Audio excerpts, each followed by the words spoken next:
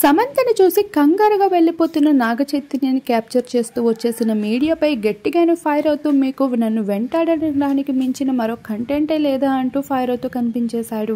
ఇప్పటికే సామ్ చైతన్యాలు విడిపోయాక ఆ టీఆర్పీ విపరీతంగా పెంచుతూ కనిపించేస్తుంది మీడియా. ఇక ఈ భాగంగానే ముంబైలో జరిగిన అంబానీ నిర్వహిస్తూ వచ్చేసిన సుముత్ మ్యూజిక్ ఈవెంట్లో అటెండ్ అవుతూ కనిపించేసింది అక్కినేని కుటుంబంతో పాటు చాలా పెద్ద తారలే.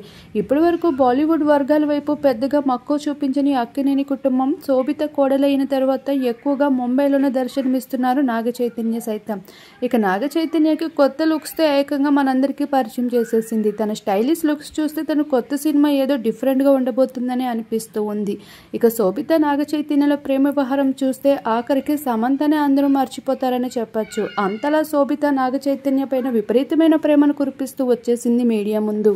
ఇక ఈ ఈవెంట్కి సామ్ సైతం హాజరవుతూ వచ్చేసింది. సమంత నాగ చైతన్యలు ఒక్కసారి ఎదురవుతే చాలు కాంట్రవర్సీ టీఆర్పీ పెంచేద్దాం అన్నట్లుగా మీడియా చూసినప్పటికీ అక్కినేని కుటుంబం ఆ దరిదాపుల్లో కూడా వెళ్లకుండా ఎంతో జాగ్రత్త వహిస్తూ వచ్చేశారు.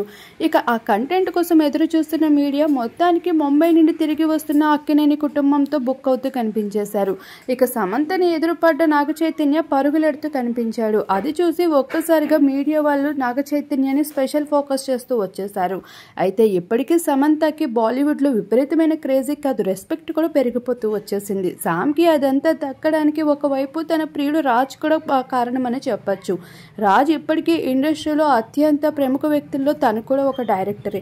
అటువంటి వ్యక్తితో సామ్ రిలేషన్లో ఉండడంతో సమంతకి మరింత క్రేజ్ పెరిగిపోతూ వచ్చేసింది. అక్కడ అక్కినేని కుటుంబం ఉన్నప్పటికీ కూడా సమంతకి విపరీతమైన మర్యాదలు చేస్తూ వచ్చేసారు పెద్ద పెద్ద ఇండస్ట్రీ సభ్యులు. అదంతా చూసి అక్కినేని కుటుంబమే షాక్ అయి ఉంటుంది.